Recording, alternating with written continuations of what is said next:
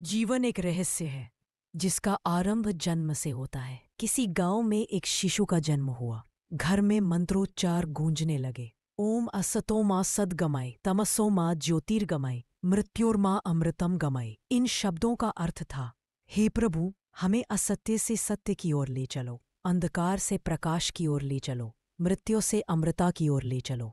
परिवार खुश था, पर किसी ने नहीं सोचा कि यह जीवन एक दिन समाप्त भी होगा। समय बीता। शिशु ने आंखें खोली। माँ ने उसे गले लगाया। पिता ने आशीर्वाद दिया।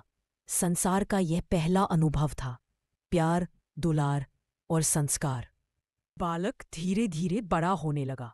गांव के पेड़, नदी, सूरज की किरणें और चांदनी रात उसकी आंखों में बसने लगी। वह सोचता, यह सब किसने बनाया होगा। माँ उसे वेदों के श्लोक सुनाती। एकम सद्विप्रा बहुधा वदंती, अर्थात सत्य एक ही है, ज्ञानी लोग उसे कई नामों से पुकारते हैं। पिता उसे गीता का श्लोक सुनाते। अहंग आत्मा गुड़ाकेश सर्वभूताशय स्थिता, अर्थात परमात्मा सब जीवों में स्थित है। लेकिन बालक के मन में प्रश्न उठता, अगर सत्य एक है तो इतने देवता क्यों। उसकी आंखें आकाश की ओर उठती और वह देखता, चांद, तारे, गैलेक्सियां सब एक लय में चल रही हैं। कोई अदृश्य शक्ति उन्हें नियंत्रित कर रही है। युवा होते होते उसने जीवन के सुख दुख देखे। पढ़ाई के साथ उसने उपनिषद पढ़े। ईशावास्यमिदं सर्वम यत्किंच जगत, अर्थात इस जगत में जो कुछ भी है वह सब ईश्वर से आच्छादित है। उसे यह समझ आया कि संसार की हर वस्तु, हर प्राणी उसी एक शक्ति का संकेत है। लेकिन गांव में लोग मूर्तियों के आगे दीपक जलाते। क्या पत्थर बोल सकता है? क्या वह सूर्य और चांद को बना सकता है? तब उसके हृदय में आवाज आई, सत्य वही है जो एक है, जिसका न कोई रूप है न सीमा। यह आवाज उसे और गहराई से सत्य की खोज की ओर ले गई। युवक की आत्मा बेचैन हो चुकी थी। उसने गीता में पढ़ा, जो मुझे हर जगह देखता है और सब कुछ मुझ में देखता है, मैं उससे कभी अलग नहीं होता। यह श्लोक उसे गहराई में ले गया। उसे लगा कि सच्चा ईश्वर वो है जो हर जगह मौजूद है, केवल एक स्थान पर नहीं। रात के अंधेरे में वो आसमान को देखता, जहां अनगिनत तारे अपनी रोशनी बिखेरते। हवा बहती, पानी कलकल करता, सूर्य जीवन देता, चांद सुकून देता। सब मानो कह रहे हों कि हम सब अपने आप से कुछ नहीं कर रहे, बल्कि किसी अद्वितीय शक्ति के आदेश का पालन कर रहे हैं। यह शक्ति ही सबको चला रही है। धीरे धीरे उसने ये महसूस किया कि इंसान जन्म लेता है, बड़ा होता है, हंसता है, रोता है और फिर मर जाता है। यह चक्र अनंत काल से चल रहा है। हिंदू शास्त्रों में मृत्यु मंत्र कहा गया, असतो मां सद्गमय तमसो मां ज्योतिर्गमय मृत्योर्मा अमृतम गमय, अर्थात असत्य से सत्य की ओर, अंधकार से प्रकाश की ओर, मृत्यु से अमरता की ओर ले चल। युवक ने सोचा, यह प्रार्थना भी तो उस एक की तरफ है जो असत्य को सत्य में बदलता है, जो मृत्यु के बाद भी अमरता देता है। तो असली पूजा उसी एक की होनी चाहिए, न कि अनेक मूर्तियों की। जीवन के अनुभवों ने उसे गहरी सोच दी। जब वह गंगा किनारे बैठता तो लहरें उसे सिखाती कि हर चीज एक दिशा में बह रही है। जब वह खेतों में हवा के झोंके महसूस करता तो लगता कि यह भी उस एक शक्ति की इबादत कर रही है। सूरज हर दिन उगता और ढलता, बिना थके उसी आदेश का पालन करता। चांद अपनी रोशनी से अंधकार मिटाता। तारे और गैलेक्सियां अदृश्य नियमों के अनुसार घूमते रहते। सब मानो कह रहे हों, हमारे पास अपनी ताकत नहीं, हमारी ताकत उसी से है। युवक का दिल भर आता और उसकी आंखों से आंसू गिर पड़ते। अब युवक समझ चुका था कि सच्चा धर्म वही है जो इंसान को उस अद्वितीय सत्ता से जोड़ दे। उसने कुरान के शब्दों को सुना, कुल हुवल्लाहु अहद, अल्लाहु समद, लम यलिद वलम यूलद वलम यकुल्लहु कुफुवन अहद, अर्थात कह दो, वह अल्लाह एक है, अल्लाह बेनियाज है, न वह जन्म लेता है, न जन्म देता है, और न ही उसका कोई समकक्ष है। उसे गीता और वेदों के वचनों में भी यही बात दिखाई दी। ईश्वर एक है, अदृश्य है, सबका मालिक है। उसकी आत्मा को चैन मिला। उसे समझ आ गया कि असली धर्म इस्लाम है और सच्चा ईश्वर केवल अल्लाह है। युवक का दिल अब और गहराई में उतर चुका था। उसने सोचा, अगर ईश्वर एक है तो इंसान को भी एक दूसरे के साथ भाईचारे से जीना चाहिए।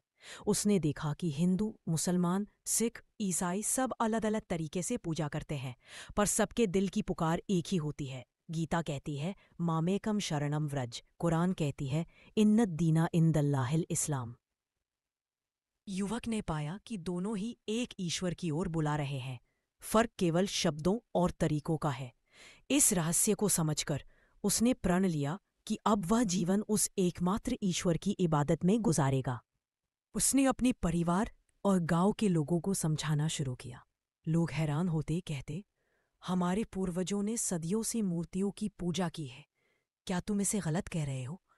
युवक शांत मन से जवाब देता, मैं किसी की परंपरा का अपमान नहीं करता, लेकिन सोचो, क्या पत्थर खुद को बना सकता है? क्या सूर्य, चांद, पानी और आग अपने आप पैदा हुए हैं? नहीं, इनके पीछे एक ऐसी शक्ति है जो सबको पैदा करती है और सबको चलाती है। वही असली ईश्वर है। उसी को मानो, उसी की पूजा करो। धीरे धीरे कुछ लोग उसके विचारों से प्रभावित होने लगे।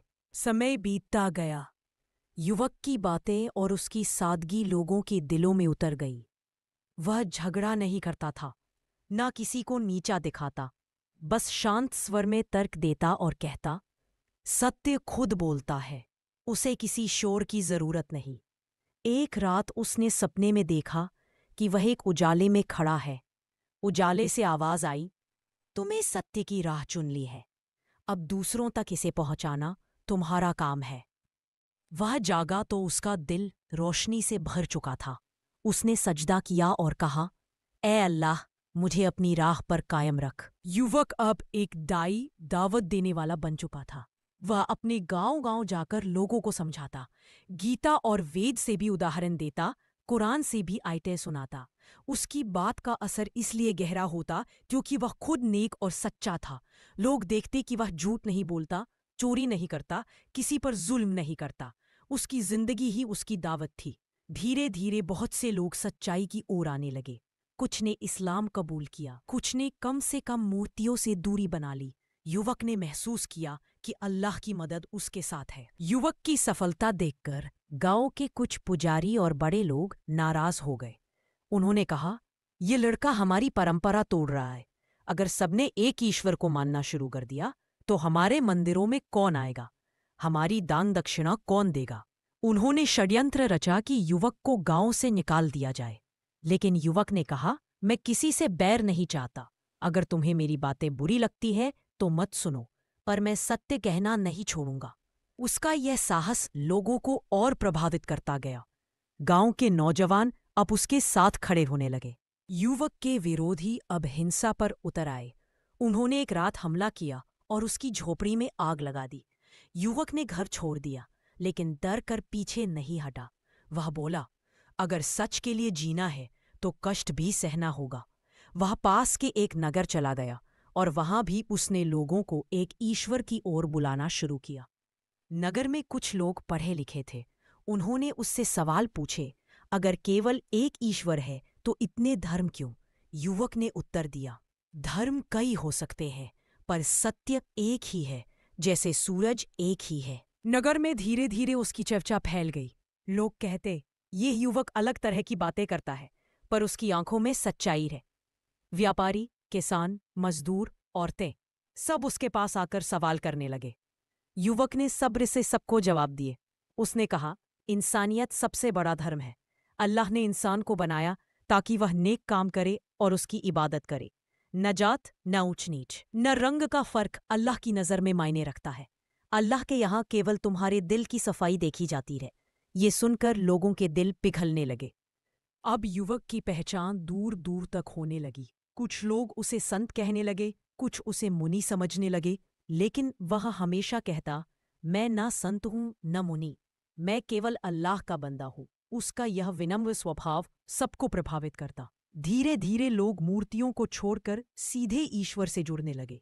युवक ने देखा कि जिस गांव से उसे निकाला गया था वहां भी अब लोग बदल रहे हैं। वहां के कुछ नौजवान उसके पास आए और बोले, भाई तुम सही थे, हमें माफ कर दो। युवक ने कहा, मैंने कभी तुम्हें दुश्मन नहीं माना, अल्लाह सबको हिदायत दे। युवक अब नगर नगर घूमकर इंसानियत और एक ईश्वर का संदेश देने लगा।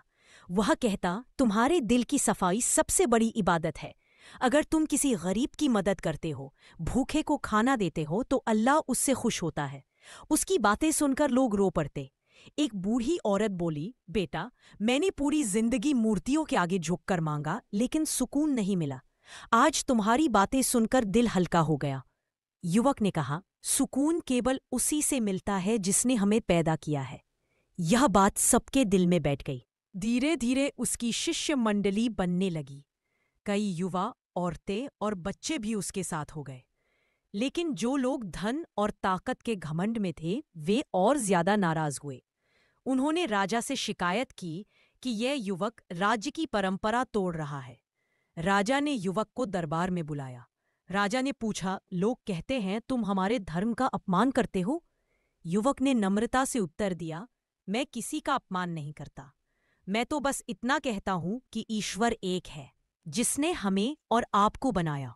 दरबार में सन्नाटा छा गया। राजा चुप हो गया, पर दरबारियों ने कहा, महाराज, अगर ये बात फैल गई तो लोग मंदिरों में आना छोड़ देंगे, राजकोष खाली हो जाएगा।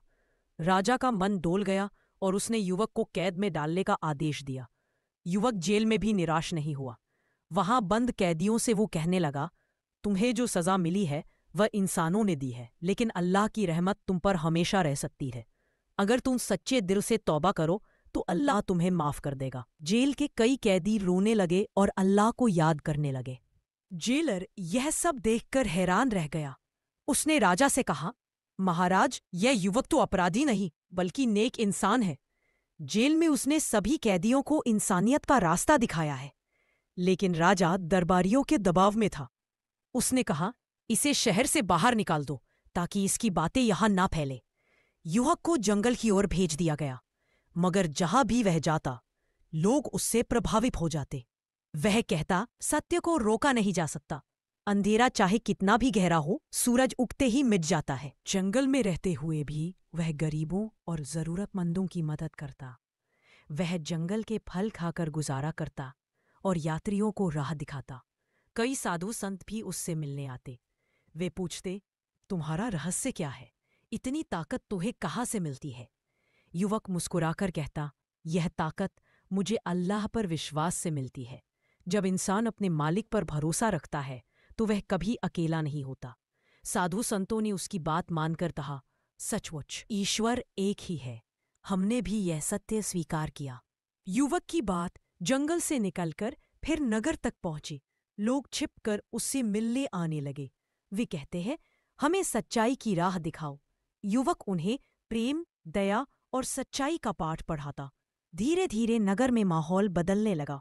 कई लोग मूर्तियों की पूजा छोड़कर एक ईश्वर को मानने लगे। यह देखकर राजा के दरबारी फिर भड़क उठे। उन्होंने राजा से कहा, अगर इसे नहीं रोका गया तो हमारी सत्ता खतरे में पड़ जाएगी। राजा ने गुस्से में कहा, इसे खत्म कर दो ताकि इसका नामो निशान मिट जाए।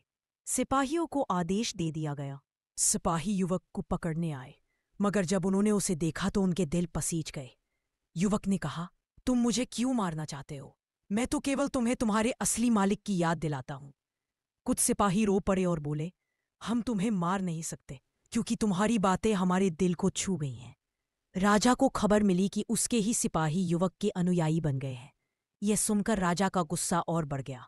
उसने कहा, अगर प्रजा बगावत करेगी तो मेरा राज्य खत्म हो जाएगा। राजा ने युवक को मौत की सजा देने का हुक्म दिया। नगर में घोषणा कर दी गई कि सब लोग चौक में इकट्ठा हों ताकि सबक मिले। भीड़ उमड़ पड़ी। युवक मुस्कुराकर बोला, सत्य को तलवार से नहीं काटा जा सकता। मौत इंसान का अंत नहीं बल्कि एक नए जीवन की शुरुआत है। लोग रो पड़े। जब जल्लाद ने वार किया तो युवक के होठों पर अल्लाह का नाम था। भीड़ सन्न रह गई। कई लोग उसी वक्त चिल्लाए, सचमुच ईश्वर एक ही है, वही युवक अल्लाह का है। खून मिट्टी में गिरा, लेकिन उसकी बातें लोगों के दिलों में अंकुर बनकर उग गईं। धीरे धीरे पूरा नगर बदल गया। लोग आपस में भाईचारे से रहने लगे। गरीबों को सहारा मिलने लगा, भूखों को खाना मिलने लगा। मंदिरों की घंटियां मंद पड़ गईं और लोगों के दिल अल्लाह की याद से रोशन हो गए। राजा ने देखा कि उसकी ताकत घट रही है और वह बीमार पड़ गया। उसने अंत समय में कहा, काश मैं भी उस युवक की बात मान लेता, लेकिन अब देर हो चुकी थी। युवक की शहादत के बाद उसकी याद को लोग कभी भूल नहीं पाए। उसकी शिक्षा आने वाली पीढ़ियों तक पहुंचती रही। बच्चों को सिखाया जाने लगा, सत्य और इंसानियत से कभी पीछे मत हटना। उसकी कहानी गांव-गांव, नगर-नगर फैल गई। इंसानियत की ज्योति बुझी नहीं, बल्कि और तेज हो गई। यह कथा हमें सिखाती है कि अल्लाह पर भरोसा रखने वाला कभी हारता नहीं। मौत भी उसकी जीत को रोक नहीं सकती। सच्चाई हमेशा जिंदा रहती है, और झूठ चाहे कितना भी ताकतवर क्यों ना हो, मिट ही जाता है। ई जिंदगी जन्म से मौत तक एक इम्तिहान है। हर धर्म, हर किताब और हर पैगाम यही कहता है कि ईश्वर अल्लाह एक ही है। प्रकृति का हर जरिया, हवा, पानी, चांद, सितारे, सूरज, उसी की तस्बीह पढ़ते हैं। इंसान का असली मकसद नेक काम करना, दूसरों की मदद करना और अपने सृष्टिकर्ता को पहचानना है। आखिर में दौलत, शोहरत या शक्ति नहीं, बल्कि ईमान और अच्छे कर्म ही काम आते हैं। मतलब साफ है, जिंदगी फानी है, पर ईमान और अच्छे कर्म हमेशा रहेंगे। संगो, जिंदगी बहुत छोटी है और मौत करीब है। हर मजहब, हर किताब और हर नबी का असल पैगाम यही है कि सिर्फ एक ही खुदा है, अल्लाह। प्रकृति का हर जरिया, हवा, पानी, सूरज, चांद, सितारे, सब उसी की इबादत करते हैं। इंसान भी उसी के सामने झुके तो कामयाबी है, वरना सब बेकार। आज ही लौट आओ इस्लाम की तरफ, क्योंकि कल का कोई भरोसा नहीं। सच्चा रास्ता सिर्फ और सिर्फ अल्लाह का है।